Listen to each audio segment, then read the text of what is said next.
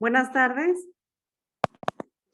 Bueno, les damos la bienvenida, Elizabeth Nolasco, a nombre de Comcesur, de la licenciada Josefina Lombard. Les damos la bienvenida hoy a esta masterclass. Gracias por participar y registrarse a este programa. Hoy veremos reforma en materia de subcontratación. Nos acompañan los expositores Javier Rangel Sánchez, contador público y auditor, y el maestro Gamaliel Santiago León. Me voy a permitir leer un poco de su perfil para que podamos conocer quién nos acompaña. Bueno, el maestro Javier Rangel Sánchez, es contador público y auditor. Dentro de su perfil profesional, él es contador público y auditor egresado de la Universidad Regiomontana. Cuenta con una maestría en Administración de Negocios en IEX, Universidad Escuela de Negocios, y también está actualmente cursando la licenciatura en Derecho. Participante en diversos cursos y diplomados especializados en materia fiscal y contable de diversas firmas. Socio fundador de Rangel González y Asociados. Facilitador en diversos talleres y conferencias en el sector empresarial, así como consultor independiente.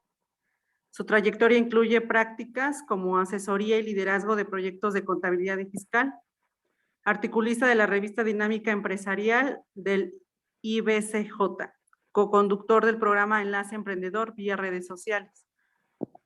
Bueno, dentro de su experiencia laboral en Rangel González y Asociados, consultores, llevan trámites en el SAT, auditoría interna de la contabilidad, presentación de declaraciones, cálculo y elaboración, servicio a clientes, especiales con dudas fiscales y cursos. Conferencista también, redactor y editor de artículos para la revista Dinámica Empresarial, así como la logística e impartición de cursos, diplomados y eventos especiales en materia contable y fiscal. Y en la Cámara de Comercio Canacintra también ha participado como conferencista en temas fiscales para esta y otras cámaras de comercio, impartición de cursos, diplomados y eventos especiales en materia fiscal. El maestro Gamaliel Santiago León es licenciado en Derecho y Ciencias Sociales por la Universidad Autónoma Benito Juárez de Oaxaca. Maestro en Impuestos por la Escuela de Negocios, Instituto de Escadía. Diplomado en Impuestos por la Universidad de las Américas, UTLAP, y en Recursos Humanos por el Instituto Tecnológico de Monterrey, Campus Puebla. Es también asesor jurídico en materia corporativa y fiscal, director jurídico corporativo para Tergum, Consejería Empresarial. Articulista de la revista Dinámica Empresarial, editada por ILB-CJ. Bienvenidos, maestros, y bienvenidos a todos los participantes que nos acompañan. Muchas gracias. Gracias también a ustedes por la invitación que nos hacen. Y bueno, ahí le cedo el uso de la voz al maestro Javier. Buena tarde a todos. Muy buena tarde a todos, estimados amigos. Es un gusto compartir con ustedes hoy este tema tan importante y tan interesante y que pues ha dado mucho que hablar los últimos meses, el tema de la reforma en materia de subcontratación laboral. Vamos a ver temas principalmente en materia laboral, el tema también en materia fiscal que tiene que ver con los cambios en Código Fiscal. En materia laboral pues hay cambios en Ley Federal de Trabajo, Ley del IMSS y la Ley del Infonavit, perdón. Como les decía, en materia fiscal pues Código Fiscal de la Federación, ISR e IVA.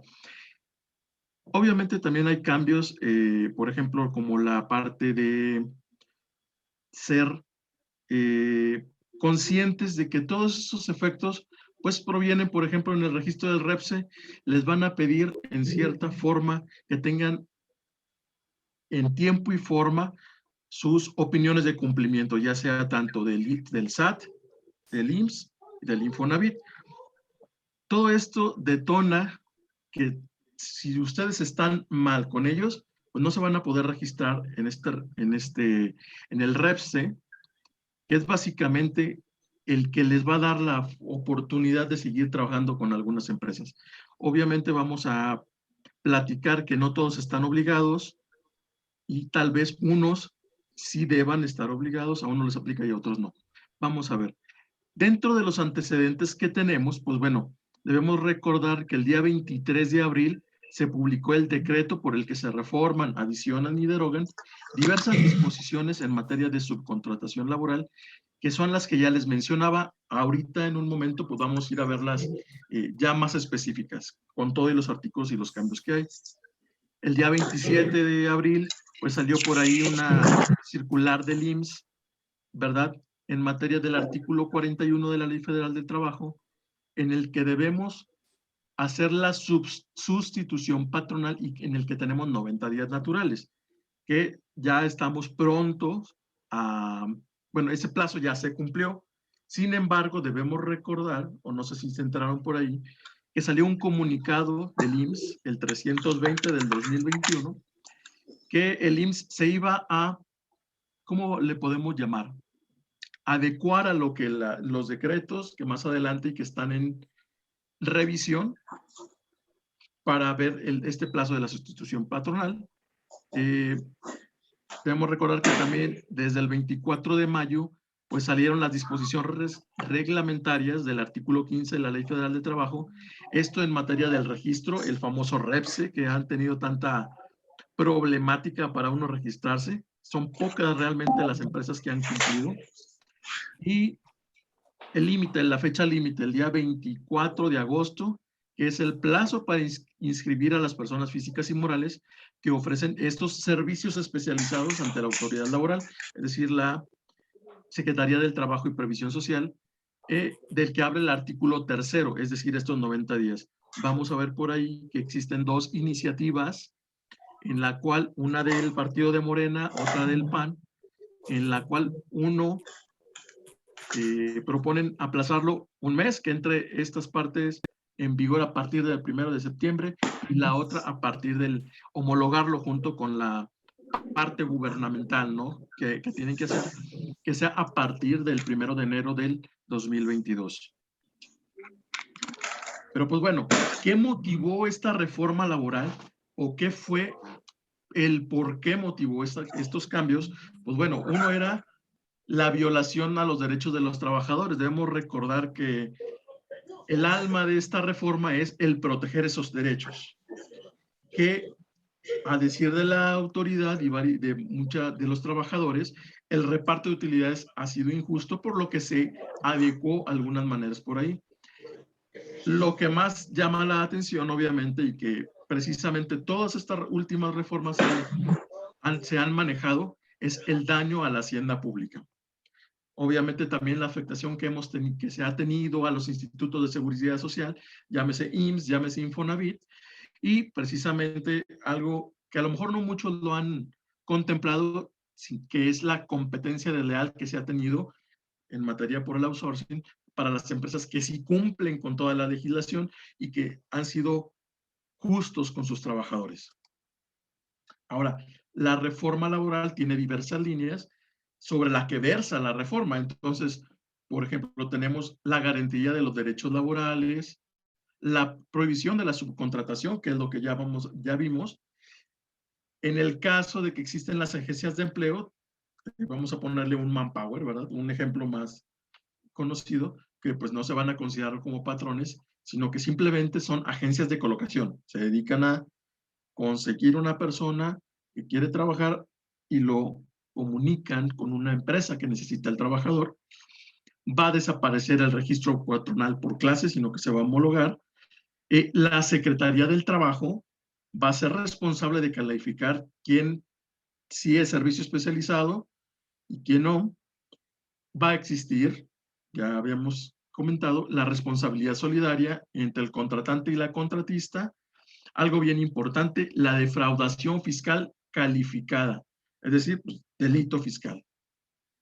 Va también dentro de la parte fiscal, que cuando no se reúnan los requisitos que se necesitan de la parte laboral, es decir, de la Ley Federal del Trabajo, el registro en el REPSE, pues tú no te vas a poder hacer deducible para ISR el comprobante que obtengas y no vas a poder hacer acreditable el IVA que te trasladaron, ¿verdad? Entonces, lo que va a suceder es que vas a tener que modificar tus declaraciones, tus pagos provisionales y adecuarlos a la realidad. Otra cosa que pues tampoco vas a poder acreditar ser parte de la contratista, no vas a poder cumplir con tus obligaciones fiscales si caes en estos errores. Y algo que va a ser bien importante y debemos estar conscientes es que hay un convenio de colaboración entre la Secretaría del Trabajo y Previsión Social, el IMSS, el Infonavit y el SAT. ¿Qué quiere decir? Que por todos lados van a estar vigilando que todos los requisitos se cumplan. Esto da pie a que no haya errores, esperemos, ¿verdad? En el sentido de que todo va a estar bien revisado. ¿Qué disposiciones se van reformando, adicionando y derogando? Pues tenemos la Ley Federal del Trabajo, Ley del Seguro Social, Ley del Infonavit, Código Fiscal de la Federación, Ley del Impuesto sobre la Renta, Ley del IVA y ya por último, la Ley Federal de los Trabajadores al Servicio del Estado, el ISSSTE, y también Ley Reglamentaria de la fracción 13 bis del apartado del artículo 123. Eso ya son de gobierno. Los tocamos aquí, sin embargo, no los vamos a tocar a detalle. Estimado maestro Gamaliel, te cedo la voz. Muchas gracias, maestro Javier. Bueno, nuevamente reiterando saludarles y prácticamente sabemos como parte de antecedentes que ya retomó Javier, quisiera yo comentar que pues esta iniciativa ya viene desde años atrás. Sin embargo, se formaliza a través del Ejecutivo el 12 de noviembre del año 2020 y preferentemente se trataba de no transgredir o no seguir transgrediendo derechos laborales, y esa es la esencia principal de esta reforma laboral en la cuestión de la subcontratación. Yo digo mal llamada outsourcing porque pues prácticamente en México lo que siempre nos, bueno, a partir de la reforma que se dio antes de esta de propuesta, pues era precisamente regular la subcontratación. ¿Qué se regulaba? Pues la subcontratación de personal. Y prácticamente en la subcontratación de personal, pues veíamos que era muy viable el hecho de señalar que sí se podía poner a disposición de una empresa, cual fuese su actividad o su objeto social o su actividad preponderante, el que sí podías colocar a una persona de una empresa diversa. ¿Esto con qué finalidad? Con la de poder aligerar la carga, ¿no? En algunos casos administrativa, en algunos casos también se tomó de manera insana, por llamarlo de alguna manera, en cuestiones de poder evadir, ¿no? Es así como lo supone la autoridad y el gobierno federal, prestaciones de trabajadores, como cuáles, como el reparto de utilidades o tema de PTU, la cuestión de los salarios también de los mismos colaboradores, el reconocimiento de sus derechos laborales como lo son la prima de antigüedad. También obviamente eso es base para también calcular prestaciones como vacaciones, obviamente en consecuencia su accesoria que es la prima vacacional. Y prácticamente se vieron inmersos todos estos temas sociales, diría yo también. Debemos recordar que el derecho laboral parte de esa premisa, perdón. Y bueno, llegamos al tema de que se propone esta reforma laboral, como bien lo comentó el maestro Rangel, se pone o se publica en el Diario Oficial de la Federación el 23 de abril del 2021, y es importante recalcar que el día 24 de abril, a mí me gusta señalarlo, cobra vigencia o entra en vigor esta reforma laboral. Es decir, la Ley Federal del Trabajo ya a partir del 24 de abril te prohíbe la subcontratación de personal. Que hoy en día estén las prórrogas, los plazos y demás, es una parte muy diferente al hecho de que ya la misma norma laboral ya te prohíba la subcontratación de personal, porque prácticamente la ley ya está vigente y entonces lo único que te va a permitir, o lo que ya te permite a partir del 24 de abril de 2021, es la subcontratación del servicio especializado u obra especializada. Entonces, partiendo de esa situación, sí es importante señalar que del día 24 de abril al día 24 de mayo, pues prácticamente se da también las reglas de carácter general. Esas reglas de carácter general pues obviamente son emitidas por la Secretaría del Trabajo y Previsión Social, las cuales pues prácticamente ya se veían venir y más que estudiadas, y prácticamente se ponen en marcha, o mejor dicho, también salen a la luz el día 24 de mayo, y partiendo de ese 24 de mayo, pues obviamente se dan los 90 días, que efectivamente también comentaba atinadamente el maestro Rangel, en el sentido de darles 90 días a las personas que tuvieran pues este tipo de servicios para poder llevar a cabo la subcontratación de servicios especializados u obra especializada, Y obviamente también con ello ejecutar la parte de la migración del personal, es decir, que se llevara a cabo la sustitución de los trabajadores, la sustitución patronal en este caso. ¿Para qué? Para que todos los trabajadores pudieran ir al origen de la empresa, ¿no? A la panza, como decimos de manera muy coloquial. Y en ese sentido, ese es uno de los fines también que lanza las reglas de carácter general al momento de decirles, bueno, también vámonos acorde con la ley de seguro social. ¿Para qué? Pues para prácticamente empatar los plazos y como bien también lo señalaba el maestro, pues prácticamente teníamos hasta hace unos días, hasta el 24 de julio, si no estoy mal, maestro Javier, y Sí, correcto. prácticamente en ese sentido podemos ir llevando una línea de tiempo donde claramente por parte del Ejecutivo y obviamente ya al momento de aprobarse estas reformas, pues se dice que hasta el 24 se tenía como fecha límite para poder hacer la sustitución patronal, cosa que no se ha dado y obviamente el nivel o el porcentaje de inmigración ha sido muy bajo. Yo creo que eso ese también ya es una opinión de la voz, en el sentido de decir que los tiempos estaban muy carrereados o estaban muy acelerados para poder vislumbrar que todo el personal que hoy en día todavía sigue vigente, y lo digo de manera muy clara, en temas de subcontratación de personal, pues es un mundo, ¿no? De personas que estaban bajo esa figura y prácticamente regresarlas al origen va a ser, si no tardado, sí va a ser algo que lleva su tiempo y un proceso, como lo es obviamente el mismo convenio, ¿no? O la celebración de un convenio de sustitución patronal, presentarlo ante las juntas, algunas ya están fungiendo como centros de conciliación y registro laboral. Entonces, toda esa parte hay que tenerla muy clara, porque no es nada más de, pues hay que regresarlos y listo, ¿no? Sí tiene todo un proceso y lo que te permite o lo que te da también cabida a este tipo de sustitución patronal es que prácticamente hay algo bien, bien recalcado, ¿no? Que no necesariamente en esta sustitución patronal tiene que haber también la transmisión de activos, que también lo vamos a ir platicando a lo largo de esta charla, pero me quiero ir, quiero ir involucrándolos a ustedes en estos temas, en el sentido de cuál es la facilidad del gobierno federal y también de las mismas reformas o de las normas, es el que se pueda llevar a cabo una sustitución sin necesidad de que haya transmisión de activos, porque prácticamente también la autoridad ya entiende que lo único que se prestaba era el personal, entre comillas, ¿verdad? Entonces, hoy en día lo que se pretende es que haya una mayor regulación, que se pongan más candados y que estas reformas pues prácticamente lleven a tener una mayor recaudación también en consecuencia. Entonces, prácticamente diciendo esto, pues seguimos aquí con la presentación. Efectivamente, en la Ley Federal del Trabajo, pues obviamente en materia de subcontratación laboral, pues que empezó o que ya cobró vigencia, pues el artículo 12, que obviamente ya también nos hablaba el maestro Rangel, que estábamos hablando de las agencias, ¿no? Las agencias van a seguir siendo agencias de colocación o de reclutamiento y selección de personal o de estas personas morales o físicas que intervenían únicamente, ¿para qué? Para colocar al personal en las empresas, pero jamás ponían a disposición ese personal. Obviamente, aquí las agencias de empleo o intermediarios que intervienen en esos procesos de contratación del personal, pues no se consideran patrones, ni se consideraban antes, porque únicamente, como su nombre lo indicaba también antes de la reforma, eran los intermediarios, salvo que esos intermediarios de manera directa dieran órdenes y demás, y tuvieran patrimonio y activos y demás.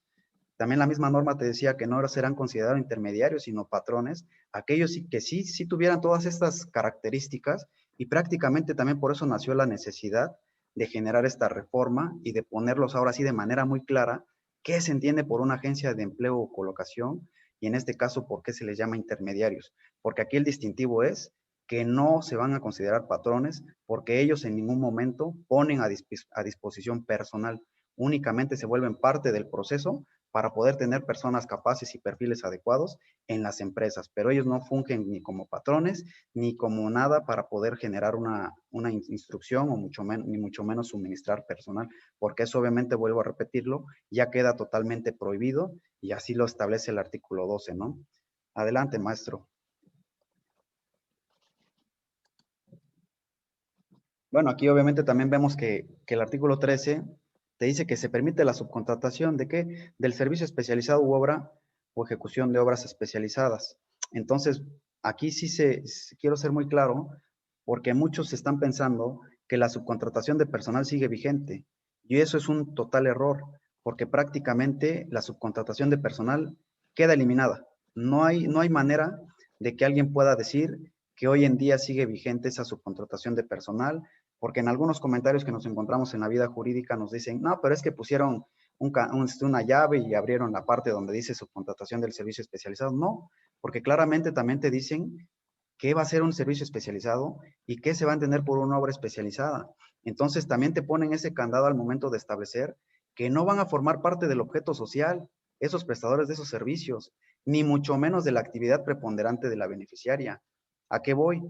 Que muchos también debemos tener hoy más que nunca, y también es algo que también considero que el gobierno federal y también los legisladores creo que tuvieron una parte de pretender creer que un empresario cuenta con todo el bagaje de experiencia, ¿no? Jurídica, contable, fiscal y de todo, porque pareciera que debiera ser un empresario todólogo, pero la verdad es que no. A final del día, muchas empresas nacen, y aquí quiero ser muy enfático en el sentido de decir, no formen parte del objeto social. Hoy en día las empresas, llámese personas morales, tendrán que ajustar sus objetos sociales. ¿Por qué?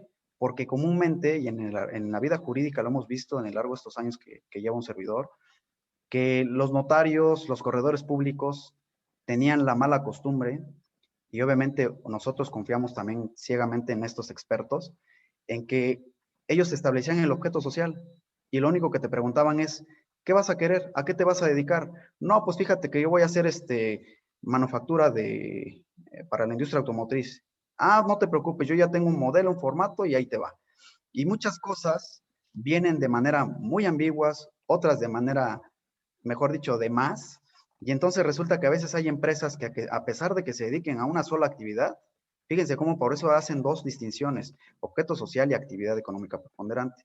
Y aquí quiero también señalar que la parte del objeto social era muy amplio, o lo sigue siendo, porque a final del día, esa parte también tendría que cambiar, y yo les sugiero y les recomiendo desde estos momentos que se acerquen a los notarios, sí, pero que también se acerquen a un consultor, un asesor de negocios y un especialista en sí en materia jurídico-corporativa. ¿Por qué? Porque al final del día ustedes tienen una necesidad específica y sobre eso tienen que caminar para que su objeto social quede debidamente delimitado y no puedan chocar en un futuro o en este presente con actividades que ustedes no ejecutan. Ejemplo, si resulta que en este que acabo de mencionar o invocar, se hizo un acta de constitución de sociedad donde prácticamente se pone a una industria para el giro automotriz, de metalmecánica o lo que le quieran poner, y también le pusieron que va a comercializar y que además va a vender y comprar y arrendar y gestionar cuestiones inmobiliarias y etc, etc.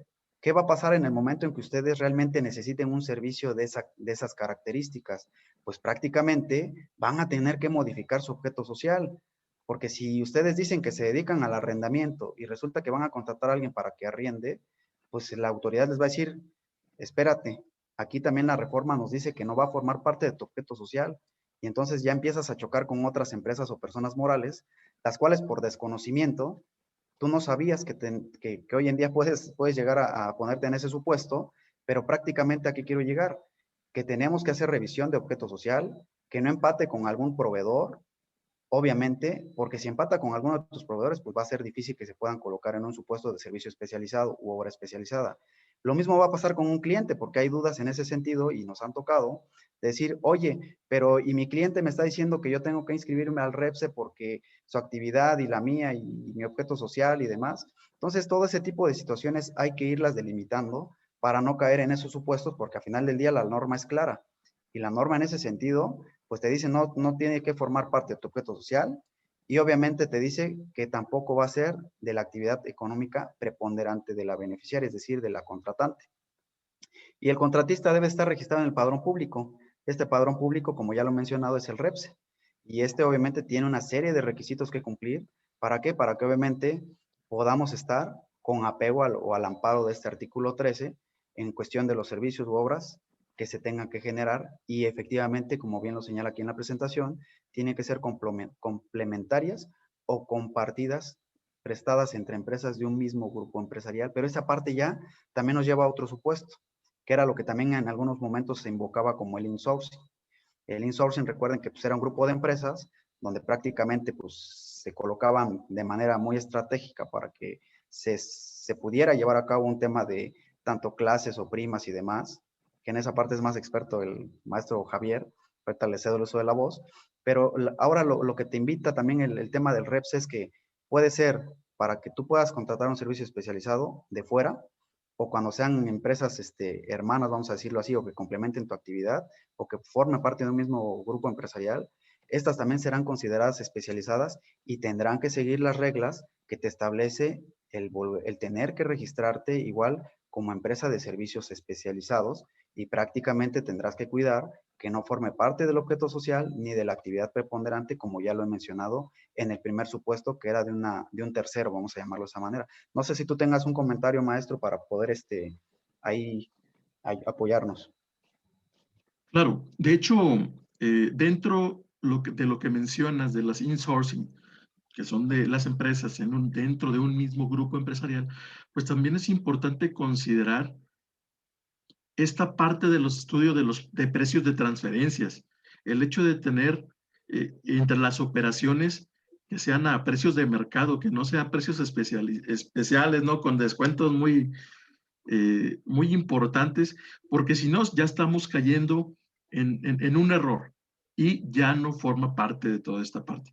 De hecho, si me permites, maestro, pues bueno, quiero ponerles el ejemplo de una empresa que me llegó hace unos días para una consulta, que ellos se dedican básicamente a la impresión de todo lo que son volantes, marketing, lonas espectaculares, ¿no? Toda esta parte que hacen para un restaurante muy conocido, no sé si podemos dar nombres, ¿verdad? Pero básicamente es el del pollito frito.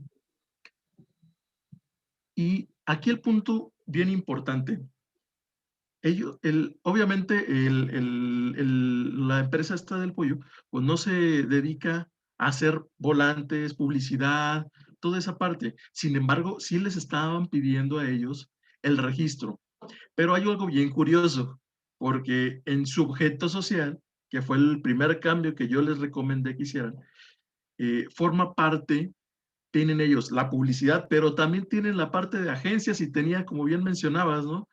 Agencia de colocación y tenían comercio y venta de diversos servicios que cuando tú ya haces una entrevista con el cliente, pues realmente fue el notario cuando constituyeron la empresa hace 20 años, o un poquito más de 20 años, que les dijo, ¿sabes qué? Apunta todos lo que sea posible, como bien decías, y es el primer cambio que tienen que hacer. Fue el primer cambio que yo les recomendé. Dentro de todo esto, la importancia de establecer un compliance integral. ¿Qué me refiero a integral? Que vea precisamente la parte de gobierno corporativo, que vea la parte, obviamente, laboral, que esto es la esencia de esta reforma, la parte, perdóname, del compliance en materia fiscal, ya sea SAT, IMSS, ISR y Infonavit, básicamente, y la importancia también del control interno. No se vayan con la cuestión que solamente los contadores lo pueden tener, sino también administradores, gerentes y todo eso forman parte. Pero es bien importante porque este control interno nos va a permitir cumplir. De ahí la importancia que también se contrate un especialista en que sea un oficial de cumplimiento. Deben ya haberlo escuchado. Entonces, dentro de todo esto, pues llegar a buscar toda la información necesaria, pues al final de cuentas va a detonar en que no cumplamos con todo esto, lo que nos pide la legislación. Adelante, maestro. Sí, claro, gracias. Pues igual nos pasamos a la siguiente lámina, maestro, por favor. Claro.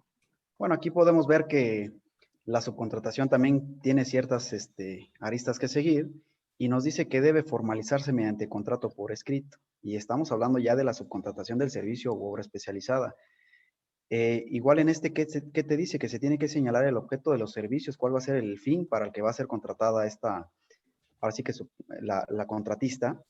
y qué servicios va a proporcionar o las obras que va a ejecutar. Y también algo bien importante, así como el número aproximado de trabajadores que participarán en el cumplimiento de dicho contrato. Aquí de repente también hay que leer de manera armónica la norma porque viene muy empatada con la ley del Seguro Social. Igual si estoy mal me corriges, maestro, pero prácticamente te dice aquí, así como el número aproximado de trabajadores, pero la ley de Seguro Social sí es bien clara. Te dice el número de trabajadores, no te abre la llave tampoco, y quiero ser muy claro, para que digas, ah, bueno, es que me dijo el número aproximado, entonces puedo poner 10, pero pues a lo mejor mañana son 20, no pasa nada. Mucho ojo, porque prácticamente en esa armonización podemos ver que la ley del Seguro Social sí te establece que pongas el número exacto. Entonces, ahí tendríamos que tomarlo en consideración y prácticamente también te puede señalar, ya llevamos dos, que se formalice por escrito, que se diga cuál es el objeto o fin del contrato y el número de trabajadores que va a regir en este contrato. Y luego también te señala, la persona física o moral que subcontrate con una contratista que incumpla con las obligaciones que deriven de las relaciones con sus trabajadores. Ojo, porque también me he encontrado en este bagaje que traemos, que luego de repente nos dicen, ah, bueno, pero con esto se termina la responsabilidad solidaria. Y eso no es así. Antes estaba bien enfatizada a través de sí, de criterios, de jurisprudencia y demás, que había una responsabilidad solidaria con los trabajadores, pero hoy ya te lo establece la misma norma y muchos conceptos se retoman de las mismas jurisprudencias que han nacido por necesidad de aclarar la norma laboral y prácticamente aquí te lo vuelve a llevar al cajón de la ley laboral y te señala que serán responsables solidarios en relación con los trabajadores utilizados para dichas contrataciones. Entonces, mucho ojo porque también es mentira que alguien te vaya a relevar de la responsabilidad por el solo hecho de prestarte un servicio. Para empezar, siguen pensando que se puede prestar un servicio de personal y eso ya no es cierto. Y dos, que este servicio además no conlleva una responsabilidad. Y sí, aquí lo vemos que te dice que para el caso de incumplimientos, prácticamente quien va a asumir la responsabilidad va a ser el contratante. Entonces, mucho ojo y tienen que cuidar que se cumplan los requisitos que establece la misma norma, formalizarlo por escrito, vuelvo a repetirlo, que obviamente se señale bien el objeto o fin del contrato, número de trabajadores y un adicional, que es el que también yo recomiendo se anexe o se ponga el número de folio, que también el mismo contrato te lo va a exigir, del REPSE, es decir, del registro con el cual ya haya procedido la contratista. Entonces vamos viendo que hay una serie de requisitos que sí te van a, que no va a ser tan sencillo, ¿no? Que alguien te llegue a decir, yo te presto el servicio especializado, ¿no? Bajo la subcontratación. Sí me lo vas a prestar, pero me tienes que cumplir con esto. Y si no cumples con esto, pues prácticamente yo también me veo en riesgo. Entonces, por eso mucho ojo y la recomendación es que también ustedes puedan ver claramente qué requisitos tienen que pedirles a esas personas que hoy en día se encuentren como subcontratistas de un servicio especializado u obra especializada. Ahí si nos hacen favor, Juan Carlos y la otra persona, cierren sus micrófonos para que no tengamos ahí distracciones, por favor. Y bueno, siguiendo en ese tenor, vemos también el artículo 15, que te establece, ¿no? Personas físicas o morales que proporcionen los servicios de subcontratación deberán contar con el registro ante la Secretaría del Trabajo y Previsión Social.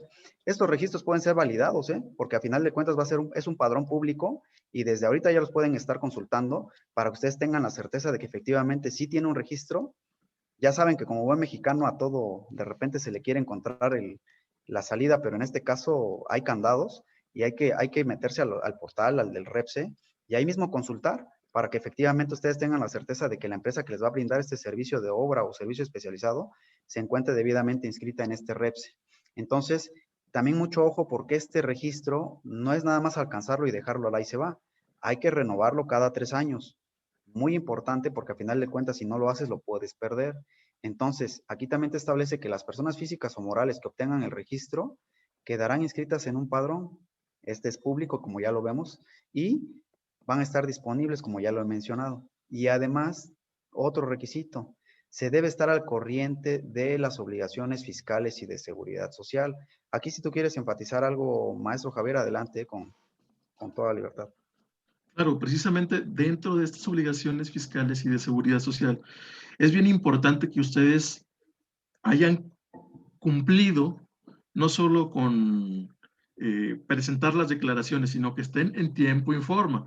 Debemos recordar que la opinión de cumplimiento por ejemplo, en materia del SAT, de ISR, IVA y los IEPS, perdóname, pues simplemente hay que contar con ella. ¿De qué trata esta opinión? Pues nosotros presentamos nuestras declaraciones en tiempo. Ojo, si no pagamos, no se actualiza, les va a aparecer como opinión negativa. Si ustedes declaran en ceros, les va a aparecer como opinión negativa. Es decir, el mismo portal del REPSE, al ustedes cargar los archivos, lo verifica. Si no están en opinión positiva, no les va a dejar avanzar. Simplemente les va a negar el registro. Así de sencillo. Entonces, de ahí la importancia de cumplir. Y si les urge, pues tienen ahorita manos a la obra porque ya estamos con el tiempo en contra para poder tener sus obligaciones al corriente. ¿Sí? Ahora, una cuestión bien importante es que esta obligación al momento de que ustedes presentan sus declaraciones o todo lo pendiente, no se actualice inmediatamente, ya sea que pasen 72 horas, ¿verdad? Para que se actualice automáticamente o que manden un caso de aclaración. Adelante, maestro. Gracias, Javi. Bueno, aquí siguiendo la presentación, vemos en este recuadro que la Secretaría del Trabajo y Previsión Social deberá pronunciarse. Es el deber ser, ¿no? Deberá pronunciarse respecto a la solicitud que hace la persona física o moral para registrarse en un plazo de 20 días posteriores a la recepción de dicha solicitud. Si no lo hace en esos 20 días, ¿qué pasa? Los solicitantes pueden requerirla dentro de los 3 días siguientes a la presentación de esa solicitud. ¿Por qué pueden requerirla? Pues porque prácticamente no hubo una contestación a la misma. Transcurrido ese plazo de 3 días que acabamos de mencionar, sin que se notifique la resolución por parte de la Secretaría del Trabajo, se tendrá por efectuado el registro. Es decir, aquí sí va a aplicar la positiva ficta que hablamos en materia jurídica. ¿Por qué? Porque prácticamente te va a decir ante la omisión de la autoridad, y si tú cumpliste con mandarle la solicitud, en 20 días no hubo respuesta y tú le mandas a decir que te dé la respuesta, tiene 3 días, y si no lo hacen esos 3 días posteriores, pues prácticamente está registrada tu empresa para los efectos legales. Entonces, mucho ojo también porque en la práctica lo hemos visto y nosotros también obviamente hemos estado asesorando a las empresas para alcanzar estos registros. La verdad es que la autoridad no se está tardando y no te está dando esa libertad de decir, pues que se vaya una en positiva ficta. Prácticamente ellos ya traen esto muy, muy bien cobijado, obviamente con sus pros y sus contras, pero perfeccionables, ¿verdad? Al final del día. Pero esto lo están resolviendo antes de los 20 días, ¿eh? En la mayoría de los ingresos que hemos hecho y que hemos asesorado a nuestros clientes, la verdad es que sí ha estado esa parte de responderte, y a veces te responde mucho más rápido. Por decir un ejemplo, a veces te está respondiendo a los 10 días, ¿eh? Entonces, no se confíen de que pues, se le va a ir a la autoridad, porque prácticamente esto ya lo tienen bastante controlado, y es un comentario nada más que hago aquí para que ustedes también lo tengan en consideración ya en el mundo práctico, ¿no? Adelante, maestro. De hecho, pues bueno, en la práctica se ha visto que el mismo portal, el mismo sistema que ya tienen ellos, no te deja avanzar. Algunas veces, y lo soy bien sincero, algunas veces han sido por errores del mismo portal. Es correcto, ¿eh? El portal también se ha dado en algunos casos que esté fallando, y en algunos otros también, por ejemplo, no te actualiza la información de manera correcta. Es decir, cuando tú ingresas al registro, el primer paso que tienes que dar, pues es prácticamente, obviamente, tener ahí tu e-firma, ¿no? Que le llaman ustedes, contador. Claro. Si una vez ingresando, la primer plana que te pone de tarea es, o mejor dicho, ni te la pone, ya de cajón te la arroja, las opiniones de cumplimiento. ¿De quiénes? Opinión del SAT, del IMSS y del Infonavit. Y si Correcto. tú de entrada tienes una tacha en alguno de esos 3 rubros, Vas para ya atrás no te todo. deja avanzar. Ya no te deja avanzar, entonces estás obstaculizado. Si obviamente eres un contribuyente cumplido y también ante IMSS, Infonavit y demás, y tienes tus 3 palomitas, pues sigues adelante, pero si no, de entrada ya te bloquea, y hasta que tú te corrijas o hasta que aclares o demuestres que efectivamente estás en cumplimiento, te va a dejar avanzar, pero mientras tanto ya también el mismo sistema ya te pone ese candado, ¿no? Entonces, para que también lo tomen en consideración, si es que ustedes están en ese supuesto para alcanzar un REPSE, o en su caso su proveedor o uno de sus iba a decir clientes, pero pues prácticamente, bueno, todo el mundo puede ya estar en ese tenor de poder alcanzar un REPSE siempre y cuando se encuentren en servicios especializados u obras especializadas. Y bueno, aquí siguiendo con el tema que nos ocupa, también vemos que se derogan los artículos 15A, B, C y D, que prácticamente hablaban de la subcontratación de personal. Sí nos lo brincamos más rápido porque creo que vale la pena entrar en otros temas. El artículo 41 que habla de la sustitución patronal, aquí vuelvo a recalcarlo, ¿no? Para que surta efectos la sustitución patronal, debe transmitirse los bienes objeto de la empresa o establecimiento al patrón sustituto. Y es por ello que en los transitorios se les da una prórroga. Y ahí obviamente también el maestro ahorita abundará en este tema, pero volvemos a tomar el punto, ¿no? Que se da una prórroga para aquellas personas que se encuentren en supuestos de subcontratación de personal, porque prácticamente lo único que tienen que emigrar, ¿qué es? Pues a los trabajadores, no hay más, porque los que ocupaban la subcontratación de esta figura, sí estaban obviamente únicamente contando con esta atribución, ¿no? O con esta característica que era tener personal, y este personal ahora ¿qué va a hacer? Va a regresar a la panza de la empresa principal. Entonces va a regresar a su origen, le llamo yo.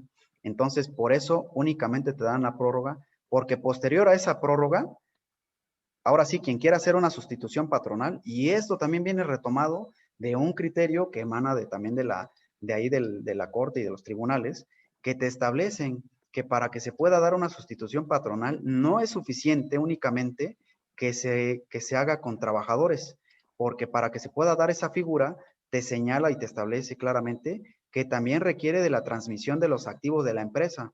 Si no nos encontraríamos en una atribución o en una calidad de patrón sustituto y patrón sustituido. Entonces, es por eso que también les digo que hay criterios que nada más ya fueron retomados y ahora sí plasmado en la norma laboral. Entonces, mucho ojo con esta parte, ¿no? Para que ustedes también puedan cumplir con su convenio ante la Junta o ante los centros de conciliación y poder llevar a cabo de la mejor manera este regreso de los trabajadores. Adelante, maestro. Ahora, Claro. ¿qué vemos también? Pues no sé si quieras ahí comentar algo, maestro, perdón. No, no, para nada. No, adelante. Bueno, aquí vemos también que el artículo 1004A dice, patrón que no permita la inspección y vigilancia. Aquí hablamos de las sanciones, porque algo también que ha endurecido este gobierno federal y también obviamente es un tema, uno recaudatorio y en otro también intimidatorio, así lo ve el de la voz, que creo que no todo es acción y sanción. Siempre nos dicen a veces que, por poner un ejemplo, ¿no? En materia penal, dicen, es que los delitos pues iban naciendo cada vez más y más, pero lo importante es cómo solucionarlos, no tener más personas ahí privadas de la libertad. Pasa lo mismo, ¿no? Aquí pretenden que con sanciones y sanciones, pues el contribuyente se formalice o se actualice o inculcarle a lo mejor hasta cierto punto un temor, pero yo creo que a veces las leyes también tienen que ser armónicas y considerar esa parte en cuestión, sí, de inspección y vigilancia. Tengo que ver el cómo sí lo vamos a lograr y no decir, pues si no lo hace, lo sanciono, porque al final del día seguimos incumpliendo. Y creo que los fines de las normas es para que se cumplan. Entonces, ¿aquí qué pasa? Te van a notificar por instructivo si no permites una inspección y vigilancia. Si no le dejas al inspector ingresar, te va a decir, bueno, pues lo fijo en instructivo y que comparezca y exhiba toda la información que le estoy requiriendo y te aperciben de que de no hacerlo, pues te va a decir, pues no la tienes, por eso no la has exhibido. Y no nada más eso, te va a decir, no permitir el desahogo de la inspección, también ¿qué te puede provocar? Te va a colocar una multa de 250 a 5,000 veces la UMA, y eso se traduce en una cantidad de 22,000 a 448,000 pesos para nada más, o mejor dicho, por haberte opuesto a la inspección que te están generando. Entonces, mucho ojo también con ese tipo de supuestos, porque también va a haber sanciones. Adelante, maestro. Gracias. Claro, bueno, también tenemos esta parte de que las personas físicas que no cuenten con este registro y deban estarlo, pues bueno, también lo que mencionabas, ¿no? La sanción en forma de multa que va a ser de 2,000 a 50,000 veces la UMA. Esto, imagínense, o sea, es de 179,240 a 4,481,000 pesos. Es una cantidad impensable, bueno, no impensable, la verdad es que muchos sí lo tienen, pero no para pagar multas, ¿no? Es una cantidad muy estratosférica, me imagino. Por ahí habrá gente que pensará que te puedes defender de las multas, ¿verdad? Y que es muy excesivas y varias cosas, pero pues siempre hay que ser proactivos en el sentido de cumplir con todo. Tenemos, por ejemplo, el cambio, maestro, Sí, sí, sí. de la PTU, que es uno de los derechos en el que la autoridad pretendía hacer esto. ¿Cuál es el único cambio? No es algo tan importante. El cálculo de la PTU como tal permanece, no cambia, ya una parte es por salario, otra parte es por días de antigüedad.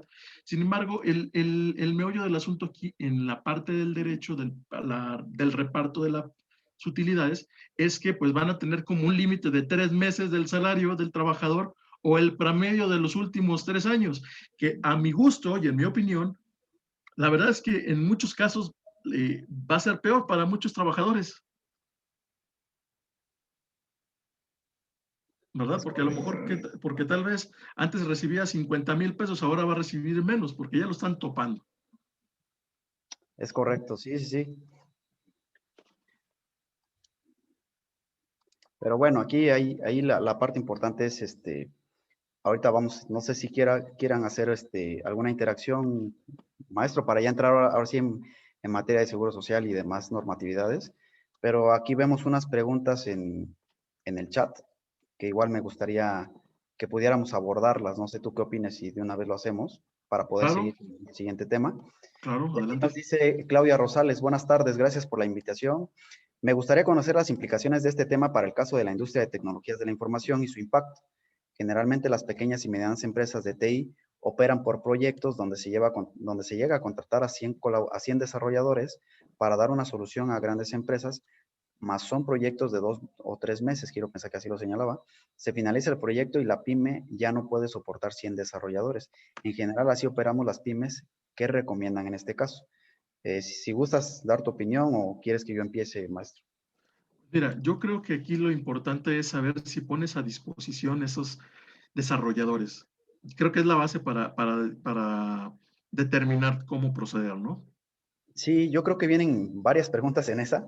A final del Ujú. día, como tú bien comentas, el primer punto que tenemos que siempre, y no nada más en este caso, sino en todos los supuestos, la primera pregunta que nos tenemos que hacer como empresa es si la persona con la que yo voy a prestar el servicio va a estar a disposición de mi cliente. Si la persona no está a disposición del cliente, únicamente vamos a dejarlo en una prestación de un servicio. Y llámele especializado o no, o si quieres sumarle prestación de servicio especializado, pero si no está a disposición, no hay una subcontratación de un servicio especializado y por lo tanto no hay obligación de registrarse en el REPSE. Dos, en este caso, entendemos que a veces, como bien lo comenta Claudia, hay empresas que necesitan de más manos para poder concluir un proyecto. ¿Y qué pasa? A final del día, en la Ley Federal del Trabajo se establecen figuras de contrato. Aquí lo que te permitiría sería un contrato, pues obviamente aquí en este caso sabemos que hay un contrato por tiempo determinado, indeterminado, y el indeterminado tiene también sus aristas, pero en este caso puede ser por una obra o por una obra o un proyecto, ¿no? Entonces, en este caso, si tú contratas a esos 100 desarrolladores, es para ese proyecto. Y si el proyecto va a durar 3 meses, así hay que contemplarlo en el contrato individual de trabajo que se va a celebrar con ese colaborador o trabajador. Y prácticamente también así tú armonizas tu contrato individual de trabajo, tu contrato de prestación de servicios y mucho ojo. Pudiera ser una prestación de un servicio especializado, sí, pero si no está a disposición del cliente, no es un servicio especializado bajo el REPSE. Si nada más, ahora que si esos 100 desarrolladores van a estar a disposición del cliente, entonces sí estás obligada a generar tu registro de ese servicio especializado. Entonces, aquí espero haber contestado a las preguntas que tú tenías.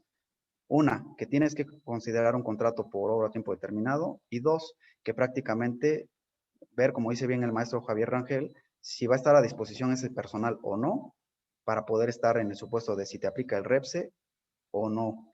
Entonces, siguiendo con esa dinámica, maestro, dice, si se trata de una persona física con actividad empresarial, ¿debe darse de alta ante el IMSS o es voluntario? Pues bueno, no es en mi opinión, ¿eh? Si tú tienes empleados, te tienes que dar de alta como patrón en el IMSS. No es, es el del régimen obligatorio, ¿verdad? Adicionalmente, si tú te preguntas si tú como patrón puedes darte de alta en el IMSS, sí, solamente que el régimen cambia y sería el régimen voluntario. Hay diferentes modalidades. Ok.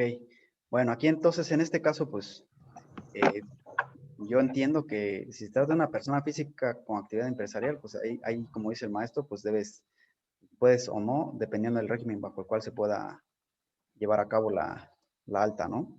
Claro. Y luego dice Juan Carlos, ¿la inspección es respecto a condiciones generales de trabajo?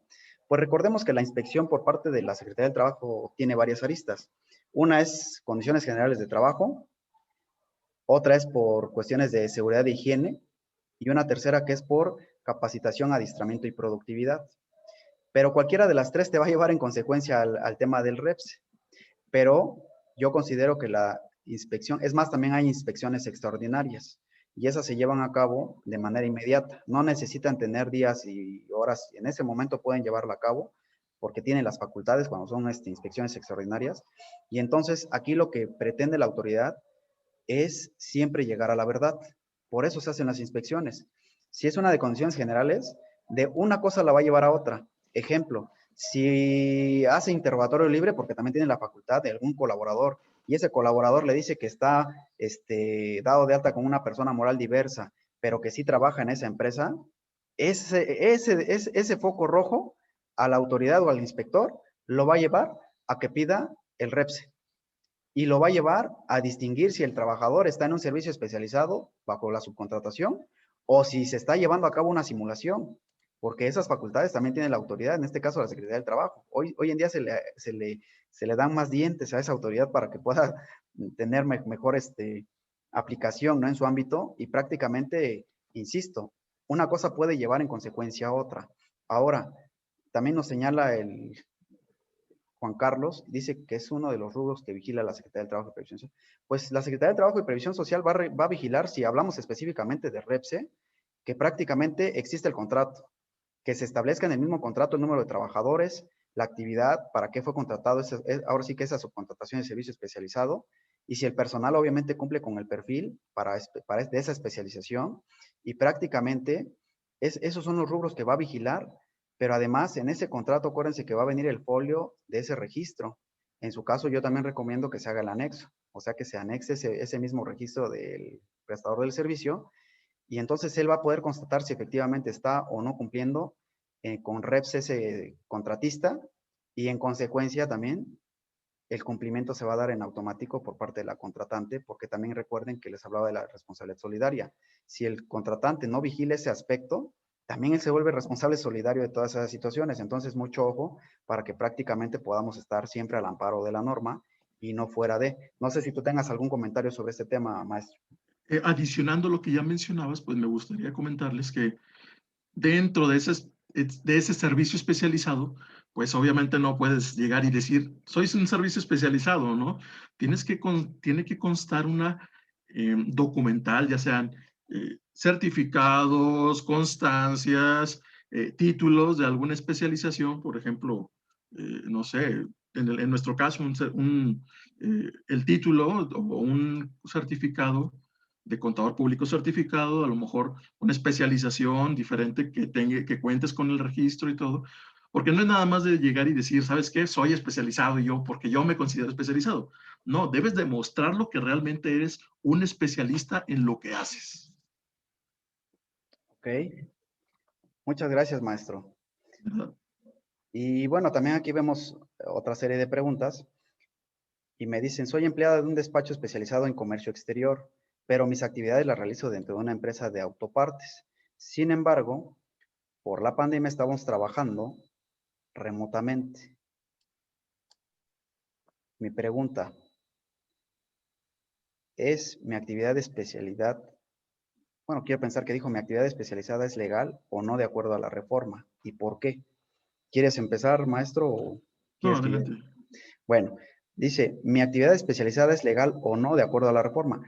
Creo y sigo señalando que es importante establecer, no por el hecho de estar tú en el centro de trabajo, tiene que llamarse una subcontratación de un servicio especializado. Insisto, estar puesto a disposición, ¿qué implica? Que estés bajo las órdenes o indicaciones, yo llamo de forma indirecta, del patrón de ese centro de trabajo. Si él no te da indicaciones y no hace alguna cuestión que donde tú tengas que ejecutarlas, creo que no estarías bajo la subcontratación de un servicio especializado. Ejemplo, si tu empresa te dice, ¿sabes qué? Yo, Gama, te digo a ti, es que aquí no puedo ver, Margarita, ¿verdad? Sí. Bueno, yo le doy órdenes a Margarita, pero resulta que mi cliente jamás se interviene en esas órdenes, ni mucho menos. Ahí no hay ninguna puesta a disposición. Simplemente yo a lo mejor te dije, ¿sabes qué? Tú vas a ejecutar esta actividad. Una vez que la termines, te retiras del centro de trabajo y te vienes y me haces un informe, me reportas y yo me encargo de manera directa con nuestro cliente de darle ese informe, ese reporte o ese resultado o esa conclusión. Ahí siento que no habría una subcontratación de servicio especializado. Sin embargo, si tú haces cosas del cliente y él te dice cómo se tienen que hacer y cómo las quiere, ahí prácticamente sí estaríamos en ese supuesto. Entonces sí tendrían que generar el REPSE porque estamos hablando de un servicio especializado bajo ese régimen de subcontratación. ¿Sale? Y luego también vemos otra pregunta de Irma Vélez. El señor Salafranca de la Secretaría, sí es el encargado de la unidad del trabajo, el Alejandro Salafranca me parece que se llama. Y aquí dice, expuso que se da un servicio de subcontratación especializada cuando hay mano de obra realizada en el interior de las instalaciones del cliente. No distingue si es a disposición o no. Me parece arbitrario. ¿Cuál es nuestra opinión, Javi? No sé si tú quieras intervenir. Pues creo que los artículos son muy claros. En el artículo de la Ley Federal de Trabajo, el artículo 12, pues pone que es subcontratación de servicio cuando pones a disposición. Si no es Sí, así, pues no sería subcontratación. sí, correcto. Aquí yo creo que es importantísimo, por eso decimos y enfatizamos, en que hay que distinguir esa parte, porque es medular. Voy a poner un ejemplo, ¿no? También igual, sí es Alejandro Salafranca, pero también la Secretaria del Trabajo, ¿no? También hacía ejemplos y me parecen ejemplos bastante básicos, por decir el tema de los elevadores, el de seguridad privada, el de limpieza. Prácticamente, si ustedes se dan cuenta, son servicios especializados, por ejemplo, el de limpieza, sí, porque a lo mejor yo me dedico a hacer fabricación de autopartes, pero resulta que la de limpieza no tiene nada que ver con mi objeto social ni mi actividad preponderante. Sin embargo, dígame si esa de limpieza sabe dónde tiene que limpiar, sabe en qué horario está permitido ingresar para hacer la limpieza, si sabe en dónde sí puede estar y en dónde no.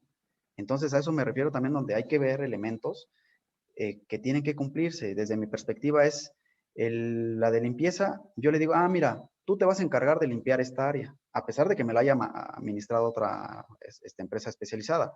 Pero yo también le digo, yo abro de las 9 a las 2 de la tarde. Entonces, después de las 2 de la tarde, tú no puedes estar.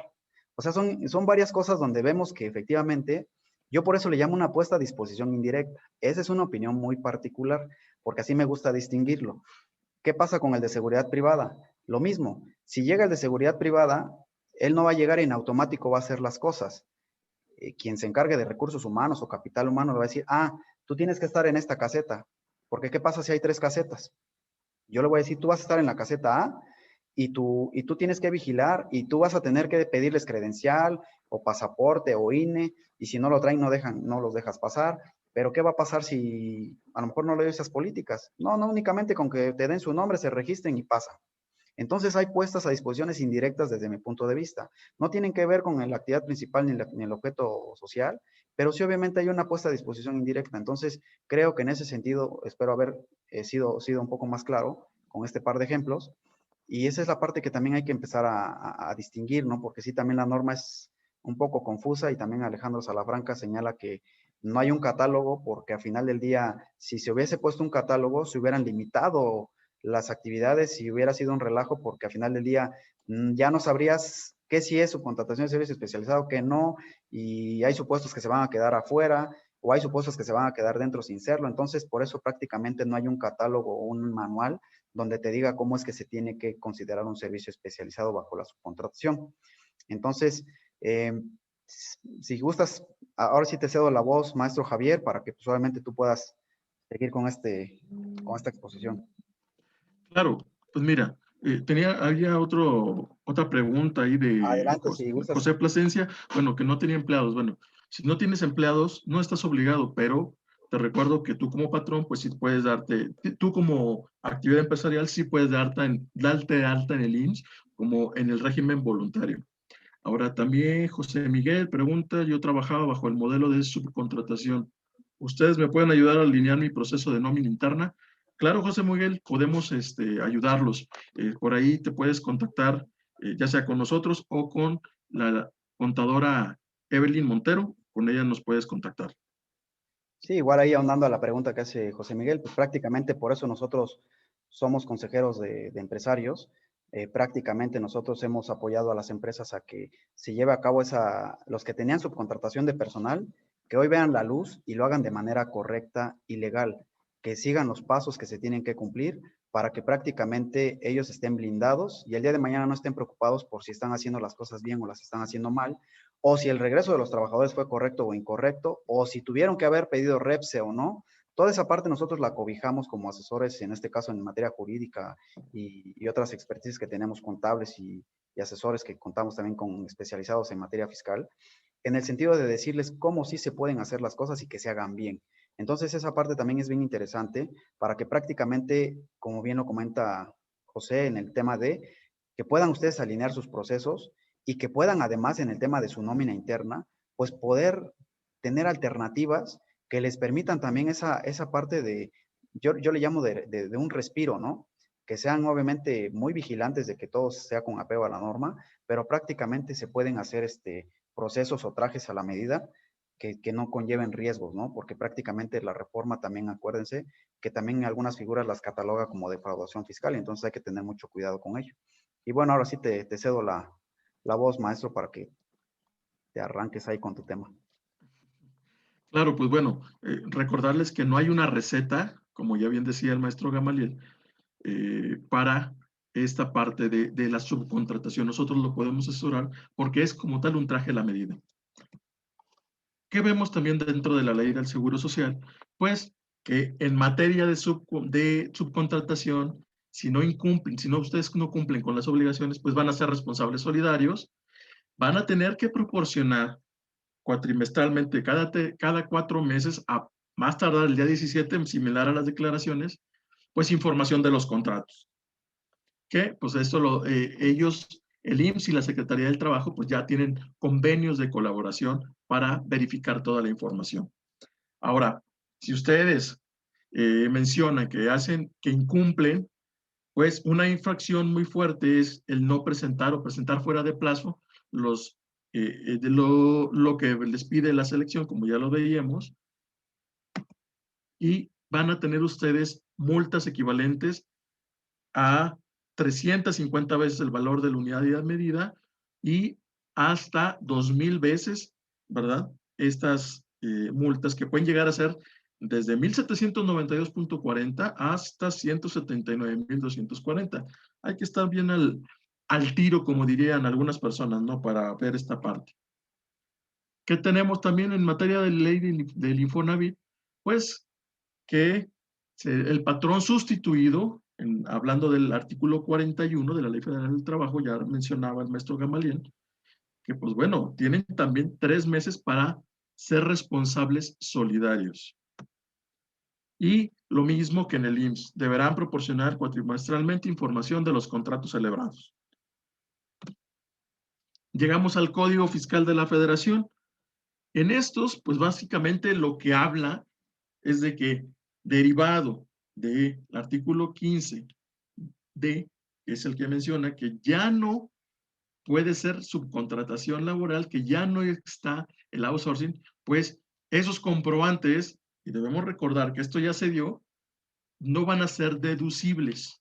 Esto va a entrar en vigor a partir del día 1 de agosto, ¿verdad?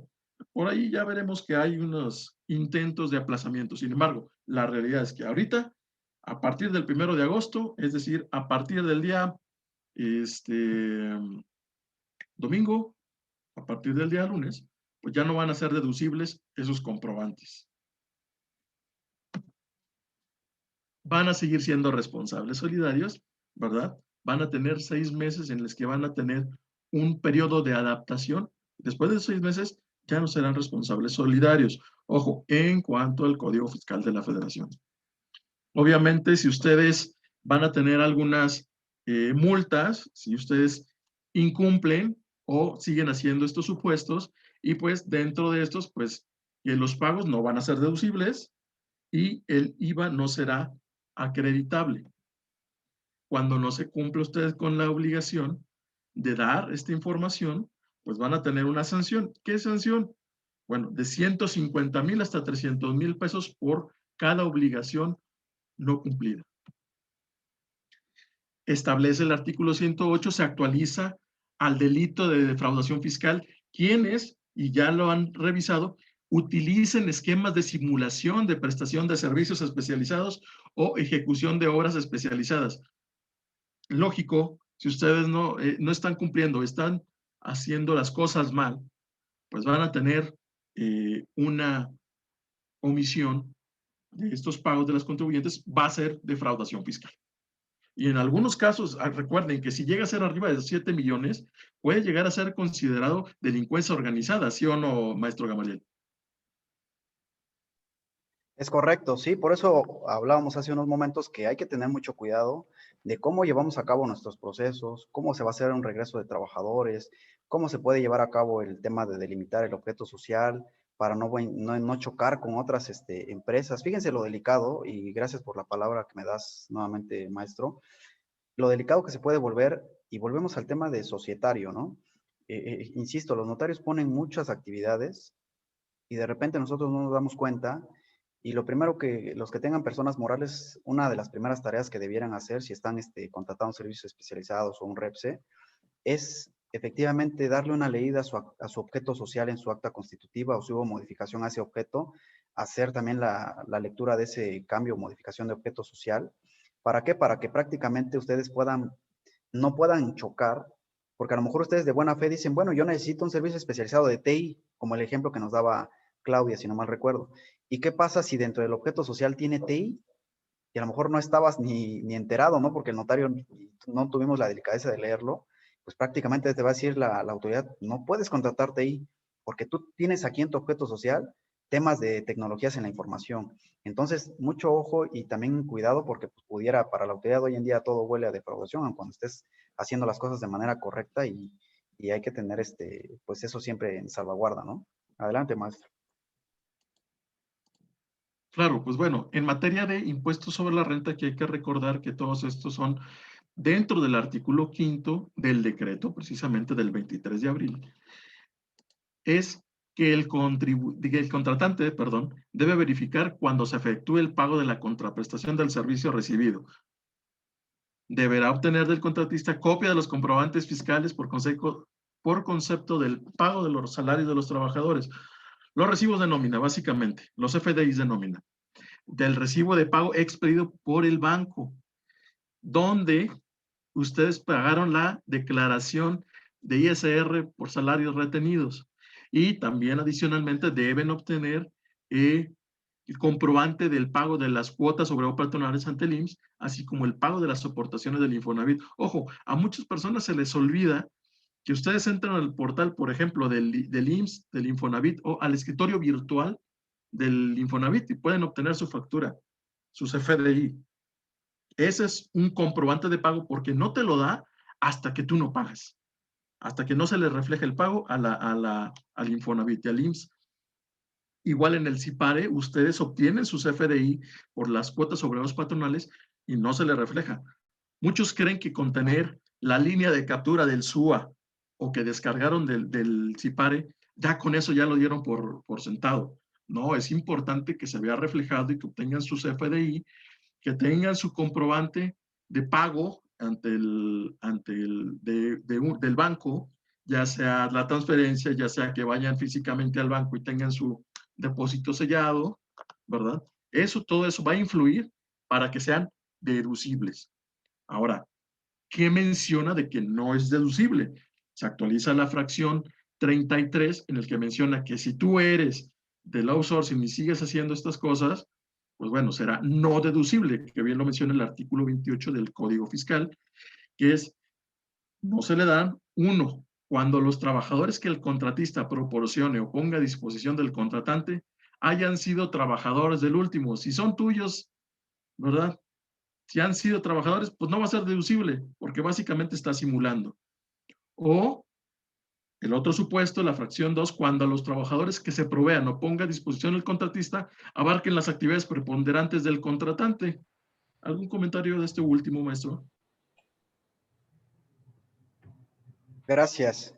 Bueno, aquí en este caso, vuelvo a señalar, dice aquí que cuando los trabajadores que provea o ponga a disposición del contratista abarquen las actividades preponderantes del contratante, pues prácticamente La lógica. ser muy cuidadosos, ¿no? Al final del día, igual quiero retomar ahorita lo que decían de Alejandro Salafranca, que es el titular de la Unidad del Trabajo, en el hecho de distinguir muy bien cuándo estamos en presencia de la subcontratación de un servicio especializado u obra especializada, cuando hay una puesta a disposición y obviamente que no tenga que ver con la actividad de la empresa, ¿no? Y cuando no la hay, pues cuando efectivamente no se tenga esa puesta a disposición. O sea, quiero ser muy simple para poder ser también muy claro, ¿no? Perfecto. Pues adicionalmente vamos a ver algo, un efecto de todo esto, que es dentro del artículo 6 del decreto. Lo más importante yo pienso, y a mucha gente le ha de estar dando de topes, porque hace unos meses, yo creo que no pasó ni un año, que teníamos la retención del 6% por la subcontratación. Y ahora, pues derivado de estos efectos de la reforma, pues se deroga la fracción cuarta del artículo 1 de la ley del impuesto al valor agregado. Obviamente ya no se va a retener el 6% porque ya no va a existir una subcontratación. Derivado de todo esto, si no es deducible para efectos de ISR, no va a ser acreditable igual para el impuestos al valor agregado, para el IVA. No lo van a poder hacer acreditable. Entonces van a tener que actualizar sus pagos provisionales, su declaración, bueno, pagos provisionales y pagos definitivos para el caso del IVA, para toda esta información. Bueno, ya más adelante el artículo 7 ya habla de la subcontratación que prohíbe el personal en el gobierno, que ahí sí, pues les dieron un plazo a partir hasta el 1 de enero de 2022. Y algunas incongruencias que encontramos. En cuanto a la vigencia, pues ya sabemos que los artículos del 1 al 3 es parte de la reforma, la parte en materia laboral ya entró en vigor, bien lo mencionaba el maestro Gamaliel. A partir del 1 de agosto comienza esta parte del Código Fiscal, de ISR, de IVA, ¿verdad? Comienza a partir del 21. Y ya veíamos que a partir del 2022 empieza la parte de gobierno que se prohíbe la subcontratación. Me quisiera adelantar un poquito a la presentación, si me lo permiten. Vamos a ver unos temitas. Porque sí hay mucho material que estamos modificando, que estamos viendo. Algo así muy rápido, ¿no? Que veíamos, en resumidas cuentas, que se va a prohibir el régimen de subcontratación laboral. ¿Qué efectos va a tener de manera fiscal? Pues la no deducción del ISR, el no acreditamiento del IVA, multas que pueden llegar a ser hasta de 4.5 millones y delitos de defraudación fiscal cuando se utilice el esquema de la subcontratación. ¿Qué va a tener? Pues se limita la prestación de servicios, va a existir una responsabilidad ciudadana, solidaria, perdónenme, para quien presta los servicios. Se debe de presentar información ante IMSS e Infonavit de los contratos que se celebren y otra vez, derivado de lo mismo, se condiciona, no se va a eliminar, sino se condiciona la deducibilidad para efectos de ISR y de acreditar el IVA. La PTU, recordando, pues no cambia la mecánica, el trabajador va a tener derecho a 3 meses de salario o el promedio de la participación recibida en los últimos 3 años. ¿Qué se debe de aplicar? Lo que resulte más favorable al trabajador. En mi opinión, esto no funciona, pero esa es una opinión del de la voz. Ahora, ¿qué se supone que brinda la reforma? Para ustedes, estimados amigos, pues es la oportunidad de reestructurar su modelo de negocios, de ver una eficiencia operativa, de proteger tanto a ustedes como patrones y proteger los derechos de los trabajadores. Es una oportunidad de cambiar, de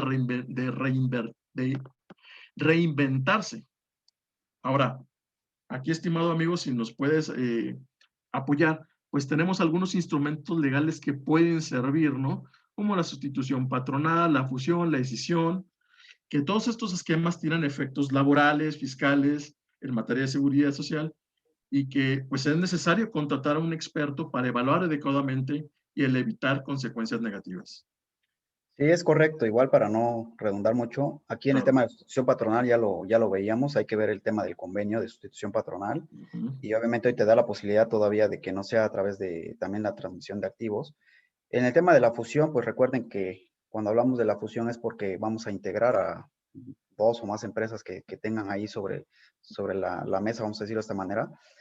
Y sí recomiendo que en el tema de la fusión se quede como principal la operativa, porque a final de cuentas es la que va a prevalecer. Entonces, en temas de fusiones hay que cuidar mucho que la que hace la operación es la que tenga la prioridad para poder ser ahora sí que la fusionante, ¿no? Y todas las demás se fusionen con ella, las fusionadas. En el tema de decisión, pues obviamente también dejar de fuera también a las empresas que no sean primarias y obviamente en este sentido, pues ir priorizando cuál va a ser cuál sí es tu actividad principal y con cuál te tendrías que quedar, ¿no? Entonces, en ese sentido, pues creo que sería lo más prudente, ¿no? Adelante, maestro. Claro. Pues dentro de todo eso ya vimos este tema, nos vamos a adelantar. El REPSE, pues deben de tomar en cuenta todo lo que ya estuvimos mencionando. Sus opiniones de cumplimiento positivas para que puedan hacer, que tengan la fiel, bueno, ahora firma, antes fiel, y pues bueno, efectivamente acercarse a un experto para que puedan determinar si son o no un servicio especializado u obras especializadas. El REPSE, pues ya les ponemos aquí la liga, que es repse.stps.gov.mx. Es muy sencillo, nada más le ponen ahí en Google y lo buscan. Ahora, estos servicios especializados, pues ya mencionábamos algunos ejemplos como la limpieza, la seguridad privada, el desarrollo de sistemas. Nos vamos a pasar también a las preguntas frecuentes. Los invito a que entren al portal y ahí se van a encontrar unas preguntas muy interesantes porque el mismo, el mismo gobierno te está diciendo qué es y cuándo no. Especialmente en mi caso, me he apoyado mucho en la pregunta 1 y en la pregunta 3. ¿Qué te dice? ¿Quién tiene la obligación? Personas físicas que presten servicios presten servicios especializados o realicen obras especializadas y deseen proveer a un tercero. ¿Qué dice? Y el final de la pregunta, eso es muy, muy importante leer, que para ello pongan trabajadores propios a disposición del contratante. Si no los pones, pues no tienes la obligación, según el portal del REPSE. Ahora, en el 3 dice, si soy prestador de servicios especializados y para dar servicios a un tercero no pongo a mis trabajadores a disposición del contratante, ¿debo registrarme? ¿Qué te dice otra vez las preguntas? No. El registro es exclusivamente para quien ponga trabajadores a disposición de un tercero para la realización de estos servicios. Creo que estas preguntas son muy, de cierta forma, aclarantes. Quiero mencionarles también que el IMSS hace poquito pues, sacó un comunicado el día 23 de julio, si mal no recuerdo, pues en que ellos están esperando que haya un aplazamiento de los tiempos, ¿verdad? Para una prórroga en cuanto a esto. Entonces, los invito a que lo busquen, está en el portal del IMSS, ahí en comunicados de prensa, lo pueden encontrar, y es el que está en pantalla. Es el 320-2021, comunicado IMSS. Hay 2 iniciativas de prórroga también que tenemos, que ahí por ahí el senador Monreal de Morena pretende que la entrada a vigor de los artículos 4, 5 y 6, que son los que hablan de la deducibilidad, código fiscal, ISR, IVA, que tengan un mes más para aplazarlo. Y el 7º y el 8º, pues igual, ese se queda sin cambios a partir del 1 de enero. ¿De qué hablan el 7º y el 8º? De gobierno. Es correcto. Y por ahí tenemos la otra iniciativa que es, a mi parecer, más o menos buena, Prudente. ¿verdad? Prudente, un poco prudente. Yo creo que esto debería darles de perdido un año más, pero bueno, esa es mi opinión.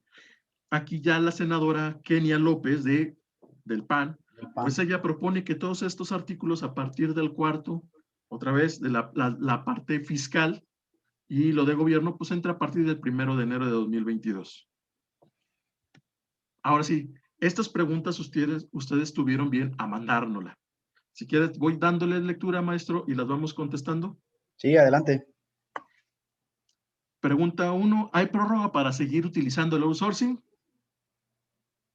Desde mi perspectiva, no hay prórroga para seguir utilizando el outsourcing. Es decir, los que ya traían subcontratación de personal, están en la prórroga, pero hoy en día el que quiera celebrar un contrato de suministro de personal o de subcontratación de personal, la misma norma laboral te lo prohíbe. Es decir, los que después del 24 de abril quieran hacer subcontratación de personal, está totalmente prohibido. Los que la tenían antes para ellos es la prórroga, para que puedan empatar sus tiempos y puedan hacer una migración cordial y que no haya afectación ni de trabajadores y que la empresa pueda seguir sus actividades de la mejor manera. Esa es mi respuesta, maestro.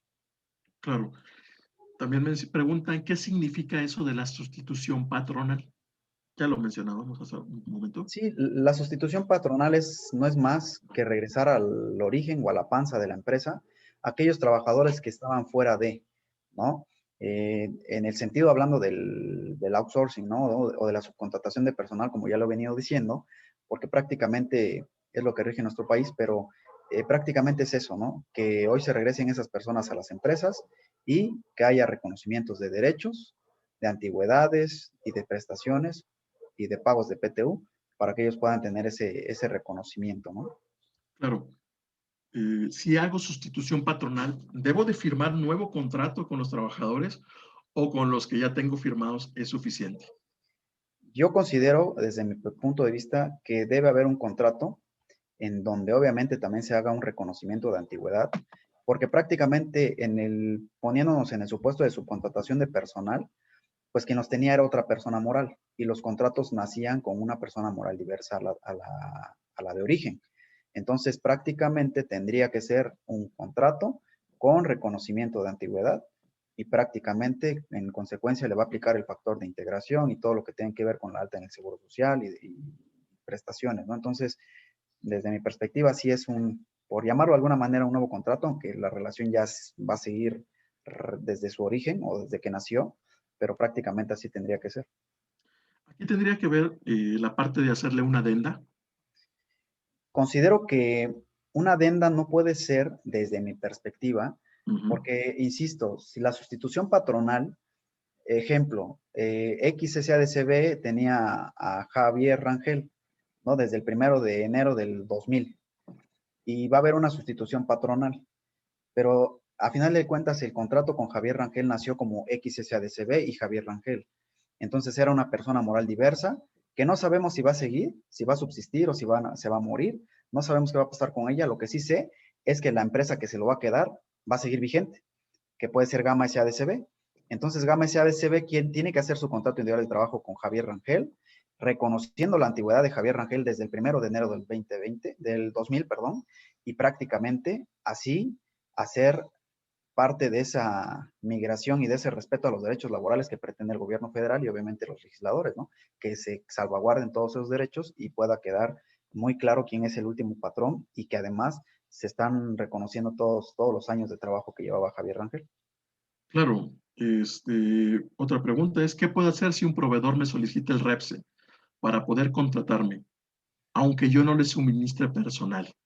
Yo creo que dejar muy claro, como ya lo hemos dicho, que el REPSE nace para personas que van a prestar un servicio especializado u obra especializada pero bajo un régimen de subcontratación. Es decir, si yo coloco personal y lo pongo a disposición, estoy obligado al REPSE.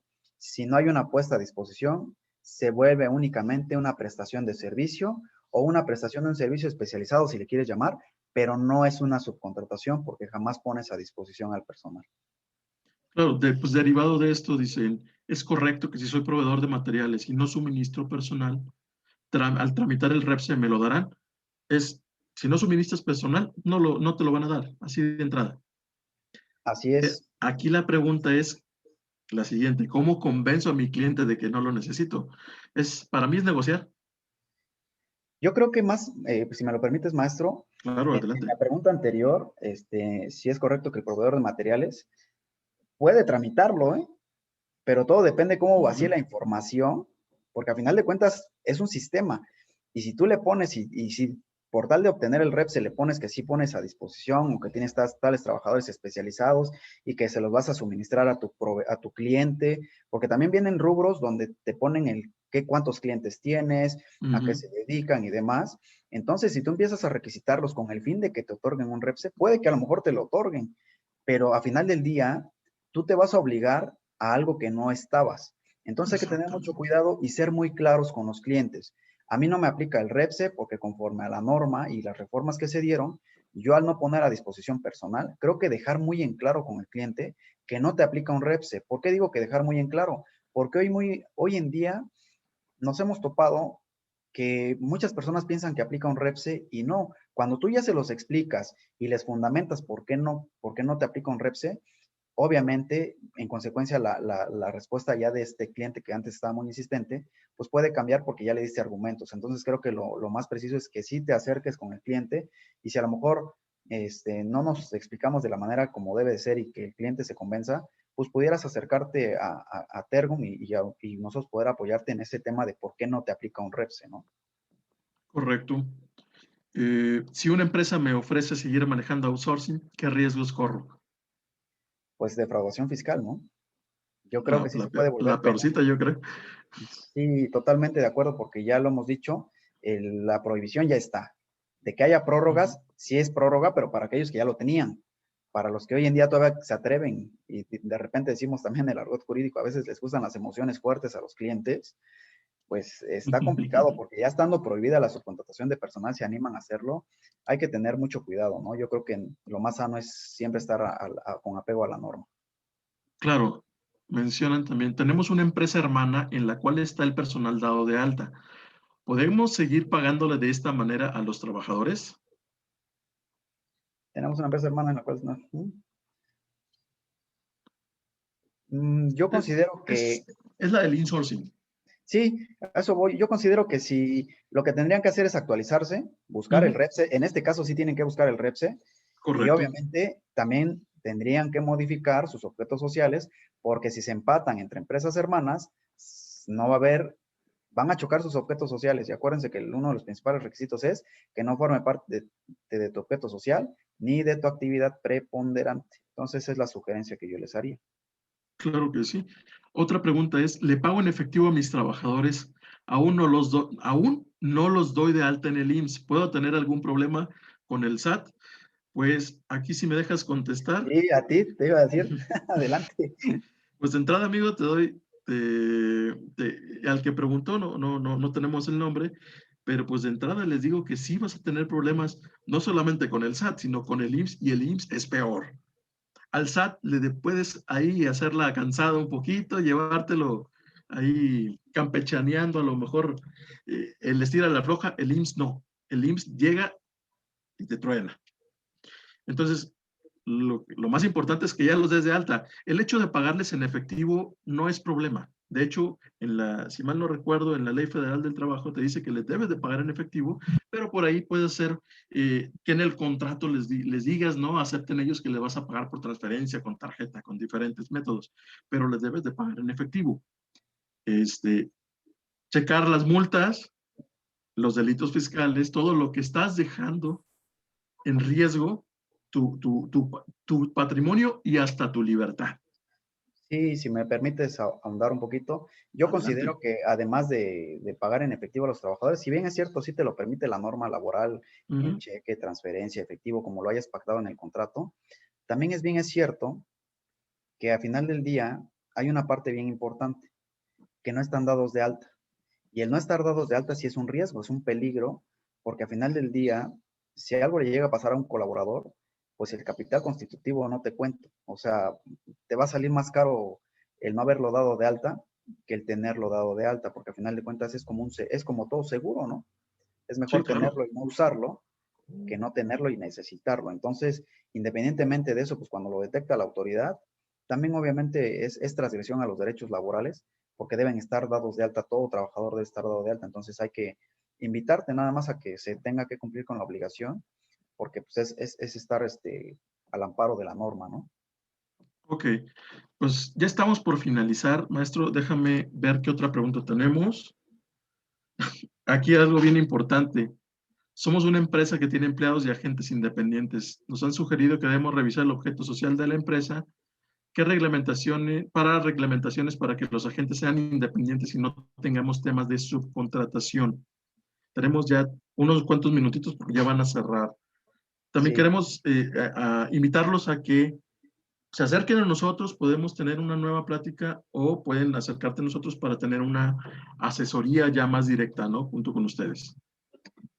pues sí, invitarlos que siempre tengan un consejero de cabecera. Ujú. Creo que es mejor estar informados porque al final del día la seguridad y el dormir tranquilo es lo más viable siempre. Y entonces invitarlos a que si tienen alguna duda, algún comentario, pues con toda la confianza se puedan acercar a Tergum Consejería Empresarial. Es prácticamente siempre sumando para las empresas, ¿no? Siempre con el fin de que puedan cumplir de la mejor manera. Y ese es uno de los objetivos también que tenemos como firma, ¿no? Claro. Pues, estimados amigos, el fin de agradecerles por su charla, por habernos invitado. Gamaliel, es un gusto siempre estar contigo. Y No, pues igual les gusto es dejamos mío. la voz, estimados amigos. Cedemos el micrófono. Gracias, maestro Gamalil. También gracias, maestro Javier Rangel. Le agradecemos también la participación de quienes nos acompañaron hoy a la masterclass, Reforma en materia de contratación, a nombre del Consejo Mexicano de Comercio Exterior, Región Sur, de la licenciada Josefina Lombard. Tenemos una última pregunta en el chat. Adelante, con todo gusto. Adelante. Y con esta cerraríamos. Algunos clientes les piden a sus proveedores una opinión fundamental de abogado legal, indicando por qué no deben de estar inscritos en el REPSE. Ya lo han hecho varias veces, lo hacen por estar protegidos. Pues ¿Cuál sería sí. su opinión? Creo que es la única, ¿no?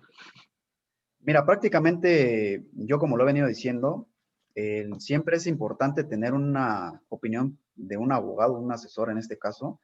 ¿Por qué hablamos de abogados? Pues porque prácticamente estamos hablando de materia laboral.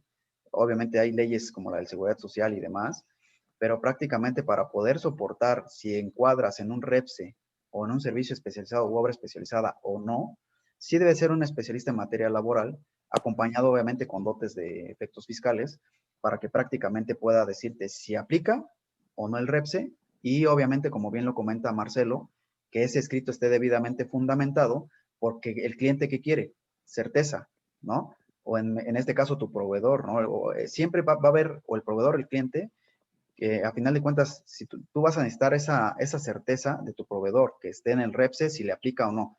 Y tú cuando te vuelves hacia el cliente, pues lo mismo, tu cliente va a requerir que efectivamente estés con apego a la norma y con base a ello, pues prácticamente poder él trabajar de manera tranquila contigo, porque también en esta experiencia que hemos tenido, pues algunos clientes se han acercado a nosotros ya como hablando de materia jurídica, porque sus clientes, valga la expresión, les están pidiendo el REPSE o les están diciendo que prácticamente ya no van a trabajar con ellos si no les dan una explicación que prácticamente los deje tranquilos. Entonces, por eso es que también se piden estas opiniones de los despachos y en este caso también por eso nos han solicitado esas opiniones y la verdad es que las hemos sacado de manera muy, muy tajante y congruente y eficaz, porque sí fundamentamos y decimos si aplica o no aplica un servicio especializado bajo esta subcontratación. Muchas gracias. Pero a mí me gustaría nada más agregar, apóyense en las preguntas frecuentes del REPSE en la página. Ahí está, dejan bien claro la 1, especialmente la 1 y la 3. Adelante, Elizabeth. Adelante. Gracias. Y bueno, cerramos. En el caso, con una pregunta última, en el caso del sector público, ¿cómo aplicará la sustitución patronal? Sí, mira, había dos preguntas del sector público, me parece. Bueno, de entrada te digo que no estamos cortados con la misma tijera, ¿no? Al sector privado le dijeron, pues tú te apuras porque ya es necesario, pero al Estado dale chance al 1 de enero del 2022. Entonces, esa es una. Y dos, en el caso del sector público, si se dan cuenta, prácticamente se dieron una prórroga más larga porque ellos todavía están afinando esos detalles. No hay algo todavía certero sobre ese tema de la sustitución patronal. Y no obstante, esa opinión es de la voz, pues todos decimos que nadie se va a dar un balazo en el pie, ¿verdad? Para el sector público, considero que va a haber alguna benevolencia. No lo afirmo, simplemente supongo, pero considero que para ellos no va a haber temas de sustitución patronal o van a buscar cómo refrendar y por eso nacen el servicio especializado, porque al rato van a tener en el sector público, espero no equivocarme, no lo sé, pero en el sector público pudieran nacer algunas figuras que van a decir, ah, bueno, es que él era por honorarios, pero ahora es un servicio especializado. Entonces interpreten mi contestación, ¿no? Para no afirmar otra cosa, pero así va a ser, o sea, van a encuadrar en otra cosa que no sea sustitución patronal. Al final del día sería un gasto enorme para el erario porque intervienen las masas sindicales, prestaciones extraordinarias que son exorbitantes. Entonces, hay muchas cosas que pudieran tener una salida, ¿no? Y yo considero que pudiera ser eso. Muchas gracias. Y con esto, con este último comentario finalizaríamos. Agradecemos nuevamente la participación de maestro Gamaliel y maestro Javier, de nuestros participantes. Los invitemos a que también nos sigan al COMCESUR, a Tergum Consejería Empresarial también, y en caso de tener más dudas y querer profundizar en el tema, que bueno, es un tema por demás muy pertinente, los invitamos a seguir en contacto.